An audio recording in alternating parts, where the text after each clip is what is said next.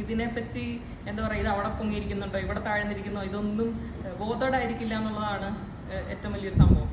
അതുകൊണ്ടാണ് ഇങ്ങനെയുള്ളൊരു മിസ്റ്റേക്ക്. സത്യം പറഞ്ഞു കഴിഞ്ഞാൽ ആ മിസ്റ്റേക്ക് ഞാൻ ഉൾക്കൊണ്ടു. അതായത് ഫസ്റ്റ് ഒരു പ്രശ്നം, ഫസ്റ്റിലത്തെ വീഡിയോസ് വന്നപ്പോൾ ഞാൻ വിചാരിച്ചു ഞാൻ കുറച്ചുകൂടെ ഒക്കെ കോൺഷ്യസ് ആയിരിക്കണം, അത്രയും കെയർലെസ് ആയിട്ട് നടക്കാൻ പാടില്ലായിരുന്നു. ഞാൻ എന്നെ തന്നെയാണ് സ്വയം കുറ്റപ്പെടുത്തിയത്. അപ്പം ഞാൻ അവരുടെ അടുത്ത് പറഞ്ഞു ഇങ്ങനെ ചെയ്യല്ലേ എന്ന് പറഞ്ഞു. എൻ്റെ തെറ്റും അവരുടെ ഭാഗത്തു നിന്നുള്ള ഇതും ഞാൻ മനസ്സിലാക്കിയിട്ട് പറഞ്ഞു. രണ്ടാമത്തെ പ്രാവശ്യം ഞാൻ ഒട്ടും അവെയറായിട്ടല്ലാത്തൊരു സിറ്റുവേഷനിലാണ് ആ വീഡിയോ എടുത്തത്.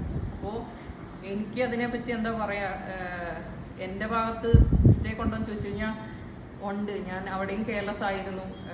ഡ്രസ്സിങ്ങിൻ്റെ കാര്യമൊക്കെ കുറേയൊക്കെ ഞാൻ ശ്രദ്ധിക്കണമായിരുന്നു. എന്നാലും ഒരു മനുഷ്യന് ശ്രദ്ധിക്കുന്നതിനൊരു പരിധിയുണ്ട്. നമ്മളൊക്കെ സ്വാഭാവികമായിട്ട് നടക്കുന്ന ഇത് 24 മണിക്കൂർ നമ്മുടെ പിന്നാലെ ഏതെങ്കിലും മീഡിയ ഇങ്ങനെ വീഡിയോ എടുത്തുകൊണ്ട് നടക്കുമ്പോൾ നമ്മൾ എന്തൊക്കെ മണ്ടത്തരങ്ങൾ സ്വാഭാവിക ജീവിതത്തിൽ കാണിക്കുന്നുണ്ട്.